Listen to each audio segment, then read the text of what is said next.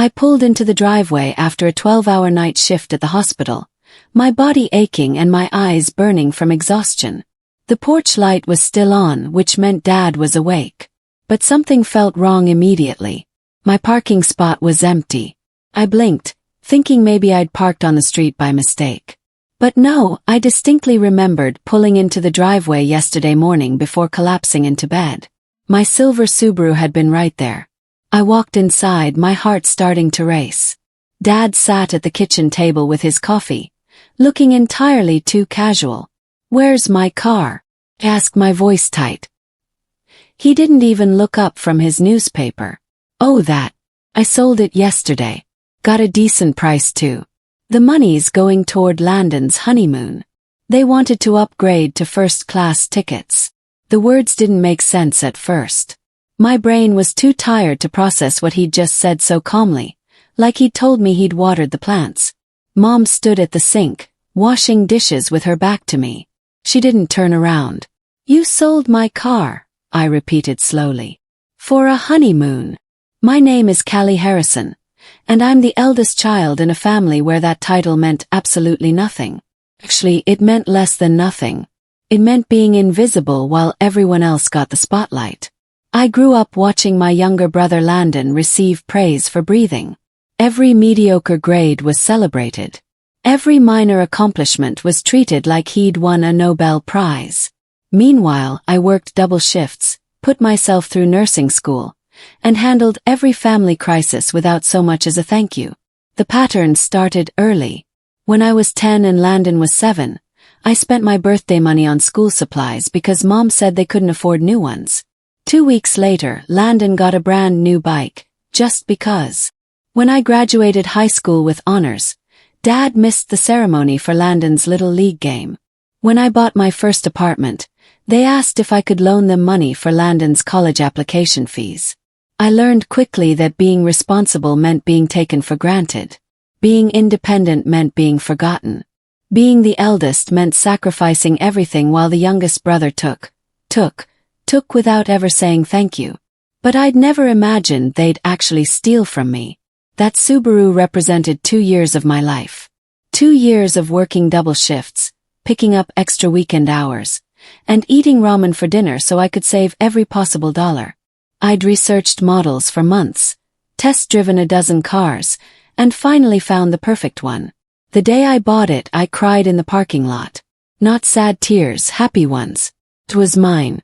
Something I'd earned entirely on my own, with no help from anyone. No loans, no gift, just hard work and determination. I'd driven it home so carefully, terrified of scratching the paint. I'd kept it immaculate, washing it every Sunday, maintaining it religiously. That car was more than transportation. It was proof that I could achieve things through my own effort. Dad had rolled his eyes when he first saw it. Must be nice to have money to waste on fancy cars while your family struggles. The comment had stung, especially since I just loaned them $3,000 for emergency house repairs that turned into a vacation for them and Landon. Family helps each other, Dad always said. But somehow that philosophy only applied when I was the one doing the helping. I confronted Dad again after getting 3 hours of sleep. My anger had crystallized into something cold and focused. "You had no right to sell my car. That was theft." He waved his hand dismissively. "Don't be dramatic. Just a car. You can take the bus. Landon deserves a good start to his marriage. This is what family does. I bought that car myself. You didn't contribute a single dollar. We raised you, didn't we? Fed you. Put a roof over your head. Maybe it's time you gave back instead of being selfish." Landon walked into the kitchen then, fresh from his morning run, looking insufferably smug. "Hey sis, thanks for the contribution. We're thinking Tahiti now instead of Cancun. The first-class tickets made it affordable to upgrade destinations." He actually winked at me. Mom finally spoke, her voice quiet. "Callie, you should be happy for him. This is an important time in his life." I looked at the three of them and felt something shift inside me. The anger drained away, replaced by an eerie calm. "You're right," I said softly. Family should help each other. I walked out, and none of them noticed the tone in my voice. The lake house sat 2 hours north, nestled among pine trees with a view of crystal-clear water. It had been in our family for 3 generations, built by my great-grandfather in the 1950s. Growing up, I'd spent every summer there, swimming until sunset and reading on the dock. Grandpa Joe had been the only person in the family who truly saw me. He'd noticed how hard I worked, how much I sacrificed. During his final months, he'd called me to his bedside. "The lake house deed is in the safe," he'd whispered. "I had it transferred to your name 2 years ago. You're the only one who appreciates it. The only one who'll take care of it." I tried to protest, but he'd squeezed my hand. "Your father doesn't need to know yet. Just keep the paperwork safe. Promise me you'll use it wisely." Kept that promise. The deed sat in my personal safe deposit box at the bank, filed away with my other important documents. Dad had no idea. He'd always just assumed the lake house would pass to him as the eldest son, then eventually to Landon. Now, driving up to the lake house alone, I pulled out that deed and stared at it. Property legally transferred to Callie Marie Harrison. Notarized. Official. Uncontestable. The leverage I hadn't known I needed. Dad talked about the lake house constantly. It was his retirement plan, his dream, his legacy. He'd spent the last 5 years telling anyone who would listen about his vision for renovations. He'd turn the small cottage into a proper vacation home, maybe even rent it out for extra income. "When I retire, your mother and I will spend every summer at the lake," he'd announce at family gatherings. "Maybe Landon and his bride can use it for anniversaries. Keep it in the family for another generation." He'd shown me sketches he'd drawn. New deck. An expanded kitchen. A master bedroom addition. He'd priced out contractors and materials, created spreadsheets of projected costs. None of it mattered because none of it was his. I'd struggled with guilt at first. Grandpa Joe had given me the house, but shouldn't it stay in the family? Shouldn't I share it somehow? Then I remembered my car. Casual theft. The dismissive attitude. The complete lack of respect for my property or my autonomy. They'd taken something from me without permission. Without remorse. Without even considering how I might feel. Now I held something they wanted. Something they'd taken for granted belonged to them. The guilt evaporated like morning fog over the lake. The wedding invitation arrived 3 weeks after the car incident. Thick cream cardstock with elegant script. I opened it expecting the ceremony details. Instead, I found a note from Mom tucked inside. "Sweetheart, we're running a bit short on the reception costs. The venue was more expensive than expected. Could you contribute $5,000? I know you've been saving, and this would mean so much to Landon. Think of it as your wedding gift." $5,000. After they'd stolen and sold my $8,000 car. I called Mom that evening. "I'll think about it." "Don't think too long," she replied, an edge in her voice. "We need to give the venue a final head count and payment by next week." Dad got on the phone. "Don't be selfish, Callie. Your brother's wedding only happens once. Family sacrifices for each other." That phrase again. Family sacrifices for each other. But the sacrificing only ever went one direction. "I'll let you know by Friday," I said. Thursday afternoon I called back. "I can contribute. Tell Landon I'm happy to help." Mom actually cried with relief. "Thank you, sweetheart. You're a good sister." But I'd already started planning something else entirely. The wedding was beautiful. I had to admit, Mom had done an excellent job with the decorations. White roses everywhere, string lights creating a magical atmosphere, and a sunset ceremony by the water that actually brought tears to some eyes. I played my role perfectly. The dutiful older sister, helping with last-minute crises, pinning boutonnieres, directing confused guests to their seats. I gave a heartfelt toast about growing up with Landon, carefully edited to remove the parts about being ignored and taken for granted. Dad beamed at me across the reception hall. "See, this is what family looks like. I smiled and nodded, sipping champagne I barely tasted. Landon hugged me before they left for the airport the next morning. "Thanks for everything, sis. You're the best." His bride, Naomi, added, "We really appreciate your contribution." The reception was perfect. I waved them off, watched their car disappear down the street, then drove to the county recorder's office. The clerk behind the counter looked up as I approached. "How can I help you?"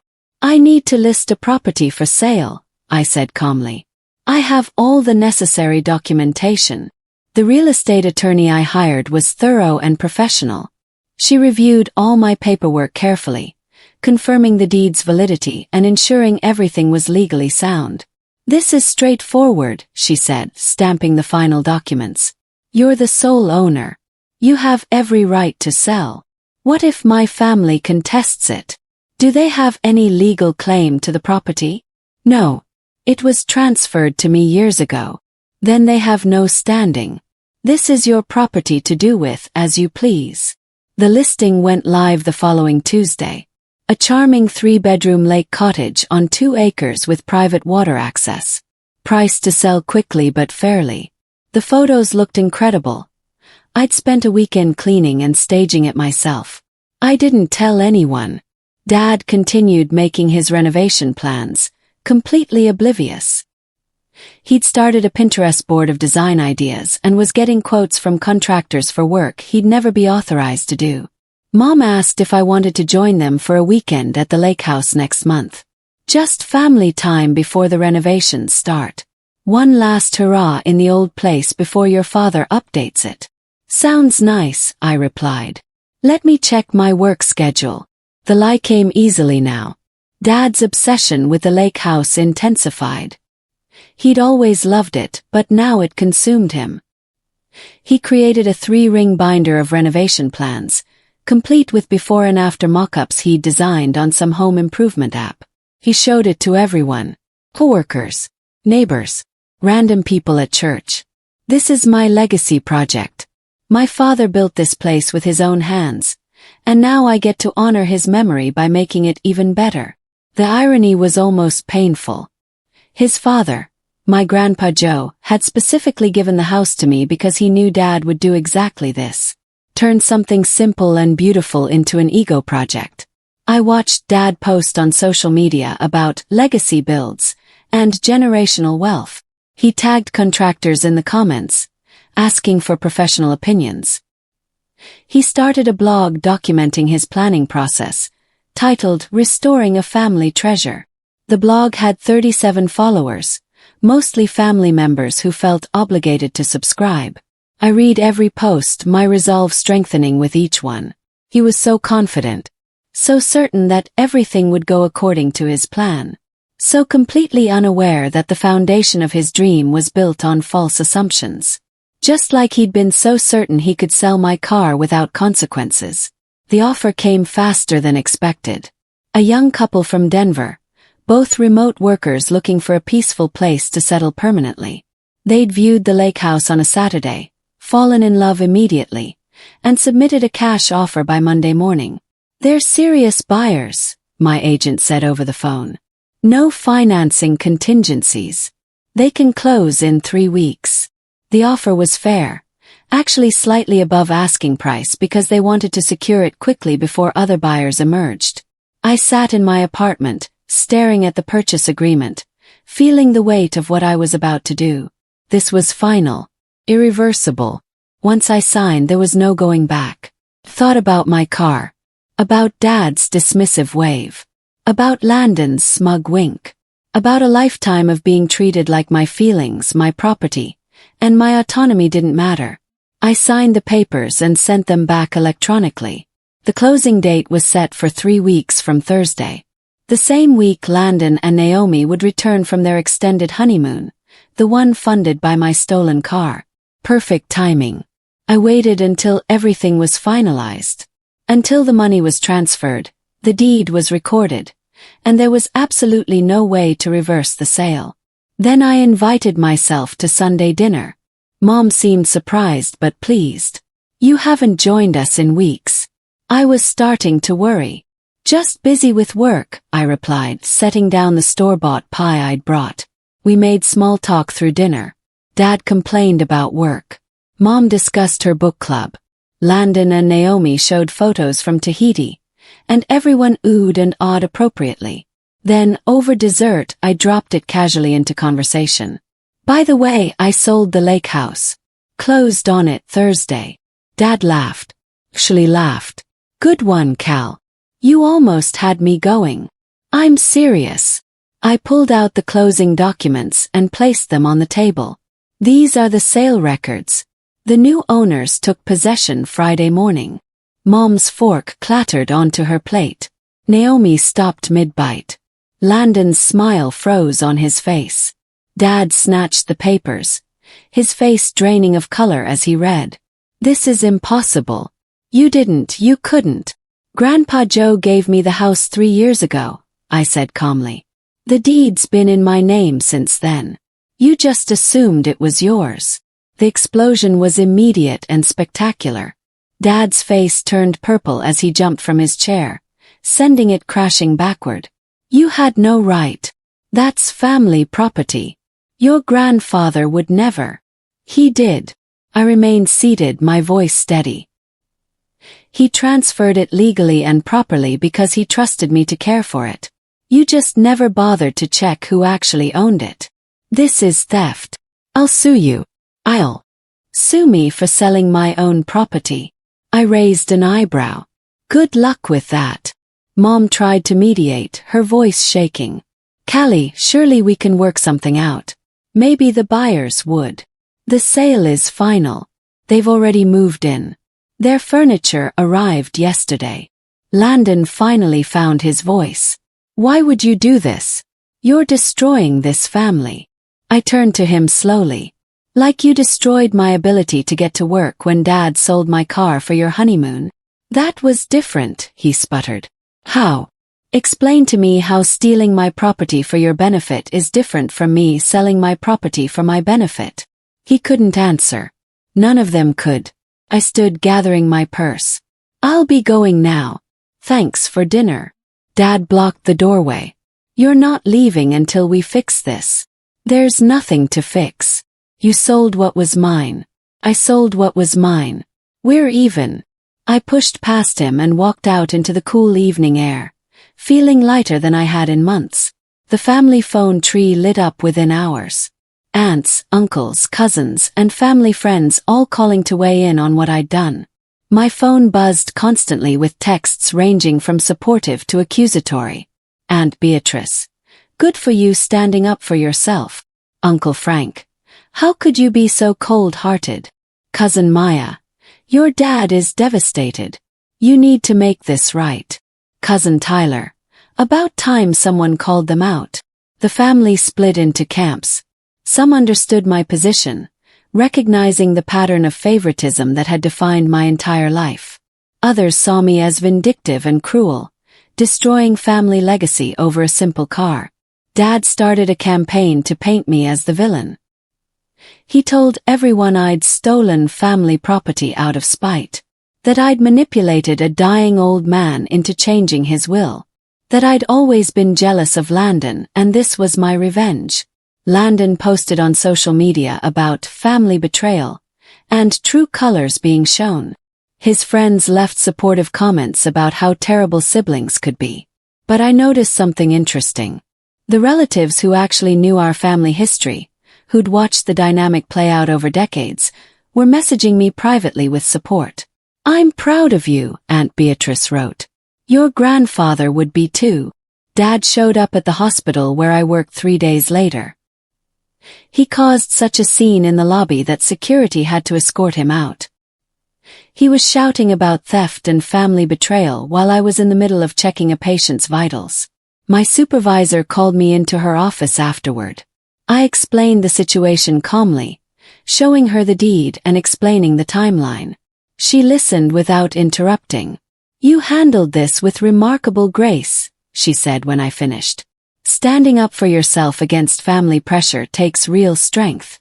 I'm sorry you're dealing with this. Her support surprised me. I'd expected reprimand for bringing personal drama to work. Family dynamics can be complicated, she continued. But from what you've described, you set a boundary after years of being taken advantage of. That's healthy, not vindictive. I left her office feeling validated in a way I hadn't expected. A neutral third party had looked at the facts and sided with me. That evening I reflected on something unexpected. The revenge hadn't made me bitter or small. It had actually made me stronger. I'd stood up for myself in a way I never had before, and instead of crumbling, I was thriving. While organizing my apartment the following weekend, I found a sealed envelope tucked into an old book Grandpa Joe had given me years ago. My name was written on the front in his shaky handwriting. My hands trembled as I opened it. Dear Callie, if you're reading this, I'm gone, and you've hopefully discovered the lake house is yours.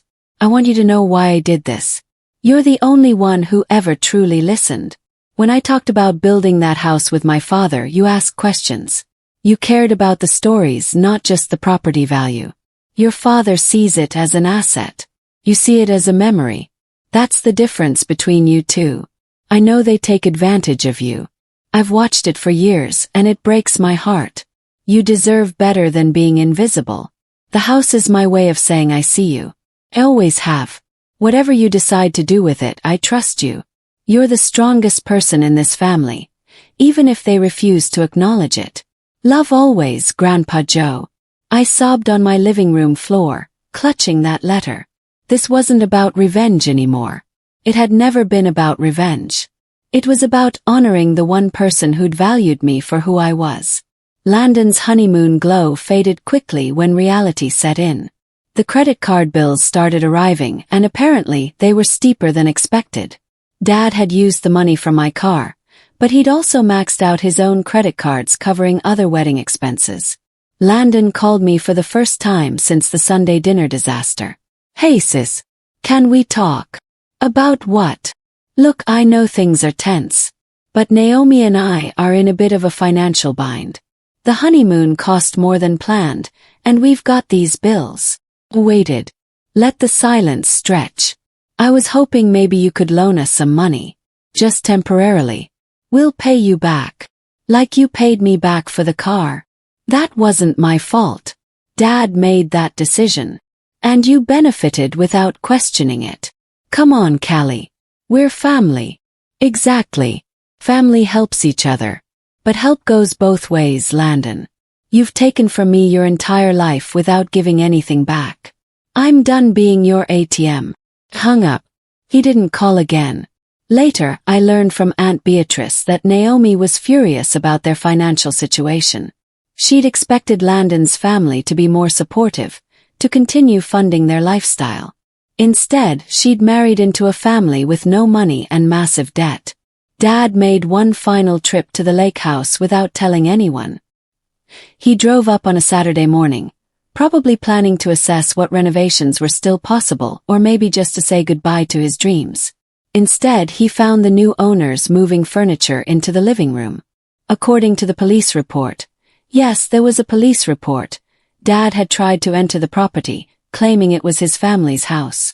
The new owners called the cops when he refused to leave. The officer explained property law to him on the front lawn while neighbors watched.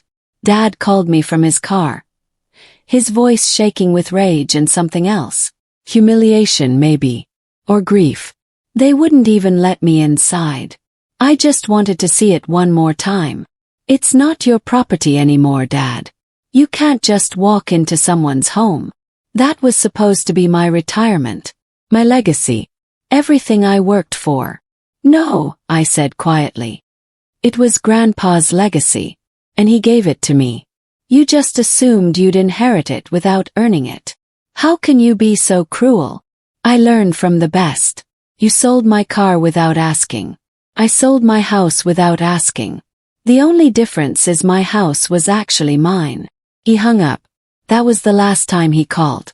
2 months after the lake house sale, Mom requested a family meeting. She sent a formal email to everyone involved, asking us to come together to heal and move forward. I almost declined, but curiosity won out. The tension in the room was suffocating. Dad wouldn't look at me.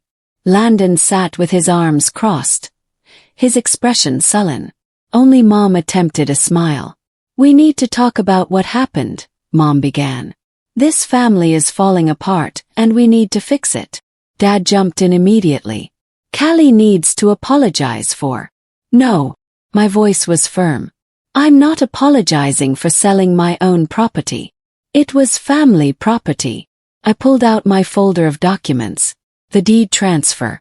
Grandpa's letter. The record of my car's sale without my permission. Bank statements showing years of loans to them that were never repaid. "These are facts," I said, spreading them on the table. "You sold my car without asking, worth $8,000. You've borrowed over $30,000 from me over the years and never repaid a cent. You've dismissed my feelings, ignored my boundaries, and treated me like an ATM." I looked at each of them. "I sold what was legally mine. You stole what was legally mine. Even. But if you want to talk about apologies, you go first." The silence was deafening. Nobody spoke. Nobody apologized. I gathered my papers. That's what I thought. The weeks that followed were the quietest of my life. No calls from family. No guilt-tripping texts. No demands for money or time or emotional labor. At first, the silence felt heavy. I'd spent my entire life managing family drama, and suddenly that weight was gone. I didn't know what to do with the emptiness. But slowly, the emptiness filled with peace. I bought a new car, a practical Honda with excellent gas mileage. Nothing fancy, but it was mine, purchased with money from the lake house sale. I named it Hope because that's what it represented. Hope that I could have nice things without them being taken away. I started saying yes to friends' invitations I'd always declined because family needed something. I took a pottery class. I read books for pleasure instead of falling asleep from exhaustion. I discovered what life looked like when I wasn't constantly giving pieces of myself away. The peace was extraordinary. For the first time in my adult life, I felt free. My coworkers noticed the change. "You seem lighter," one nurse commented. "Like a weight's been lifted." "It has," I replied, smiling. "A 30-year wait." Mom showed up at my apartment on a rainy Tuesday evening. She stood on my doorstep looking smaller than I remembered, holding a casserole dish like a peace offering. "Can we talk?" I let her in, more out of curiosity than forgiveness. We sat in my small living room, the casserole cooling on the coffee table between us. Mom twisted her hands nervously. "I owe you an apology." Waited. "I knew," she continued quietly. "About the deed. Your grandfather told me he was transferring the lake house to you. He asked me not to tell your father because he knew how he'd react." My breath caught. "You knew the whole time?" "Yes. And I never said anything because I didn't want to upset your father. I let him plan renovations, make all those decisions, knowing none of it was his." She wiped her eyes. "I let him sell your car because it was easier than standing up to him. Why are you telling me this now?" "Because you were right. About everything. The favoritism, the double standards, the way we've treated you versus Landon. I see it now and I'm ashamed." Her apology was real, but it was also years too late. Decades too late. "I appreciate you saying this," I replied carefully. "But I'm not ready to forgive yet. Maybe one day. But not today." She nodded, tears streaming down her face. "I understand." Landon's marriage began crumbling 4 months after the wedding. The financial pressure was part of it, but not all of it. Naomi had started asking questions about his family, about the dynamics she'd missed while planning the wedding. Aunt Beatrice told me the story over coffee. Naomi found out about the car. About how Landon didn't question it, just accepted your property being sold for his benefit. She was furious. "Good for her," I said. She asked Landon if he'd ever contributed to your life the way you contributed to his. When he couldn't answer, she realized who she'd married. Naomi filed for separation 3 weeks later. Landon tried calling me multiple times, but I never answered. Whatever crisis he was facing wasn't my problem to solve anymore. I heard through the family grapevine that he'd tried reaching out to other relatives for money, support, or just sympathy. Most of them refused. The family that had once enabled his behavior had finally recognized the pattern. His luck had finally run out, and there was no one left to bail him out. I felt no satisfaction in his struggles. Just a quiet acknowledgement that actions have consequences, even for the golden child. Dad's retirement plans fell apart spectacularly. He tried refinancing the house to fund his lake house renovations before realizing he no longer owned the lake house. The bank denied his application based on his debt-to-income ratio. He reached out to family members for loans, but everyone remembered the years of him borrowing without repaying. Doors closed in his face one after another. His blog about restoring a family treasure sat abandoned, the last post titled "Unexpected Changes," explaining vaguely that circumstances had shifted. The comments were a mix of sympathy and people asking what happened. He never explained. Pride wouldn't let him admit the truth. I heard he'd taken on extra work, trying to dig himself out of debt. The man who'd spent his life coasting on inheritance and family money was finally experiencing what it meant to struggle. Mom called occasionally, brief conversations where she updated me on family news. She never asked me to forgive Dad or reconnect with Landon. She'd learned that lesson at least. "Your father asks about you," she said during one call. "What does he say?" "That he misses you. That he wishes things were different." "Wishing isn't the same as apologizing." "I know," she replied quietly. "He knows too. He's just too proud to admit it."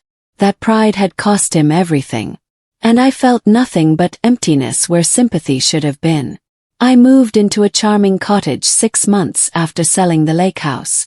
It sat near the hospital, surrounded by gardens I could actually tend. Bright windows filled the space with natural light, and it had a small study where I could read peacefully. The down payment came from the lake house sale. Every room was decorated exactly how I wanted, with no input or complaints from anyone else. It was wholly, completely mine. Work brought a promotion to charge nurse, recognizing the leadership skills I'd always had but never got to fully use. My co-workers became my chosen family, people who appreciated my work without taking advantage of my generosity. I started dating someone, nothing serious yet but nice. Someone who respected my boundaries and didn't expect me to sacrifice my needs for theirs. I felt whole for the first time in my life. Not because I'd gotten revenge on my family, but because I'd finally taken back my power. I'd stopped letting them define my worth or dictate my choices. The cottage had a beautiful back porch where I drank coffee every morning. Sitting there watching the sunrise, I realized something important. I'd spent 30 years trying to earn love from people who'd never appreciate it. Now I was giving that love to myself instead. 1 year after selling the lake house, I wrote a letter I never intended to send. It was addressed to my younger self, the girl who worked double shifts and sacrificed everything for family that didn't value her. "Dear Callie, I'm sorry I let them treat you that way for so long. Sorry I believed their narrative that your worth was measured by what you could provide. Sorry I waited so long to stand up for you. You deserved better. You always deserved better. But I want you to know we made it. We're free now. We have a home that's ours, a career we love, and peace we built ourselves. We don't need their approval anymore because we approve of ourselves. Forgive me for not protecting you sooner. I'm protecting us now. Love, your future self." I burned the letter in my fireplace, watching the paper curl and blacken. The smoke carried away 30 years of pain, disappointment, and invisibility. That weekend, I drove past the lake on my way to visit Aunt Beatrice. The road curved along the water's edge, and I caught a glimpse of the house through the trees. The new owners had painted it cheerful yellow and added a tire swing to the old oak tree. It looked happy, loved. Exactly what Grandpa Joe would have wanted. I didn't stop, didn't slow down. Just kept driving in hope, my reliable little Honda, toward a future I was building on my own terms. For the first time in my life I felt seen. Not by my family, they'd never truly see me, but by myself. And that was enough. As the lake disappeared in my rearview mirror, I smiled. I was free, empowered, and finally exactly where I belonged.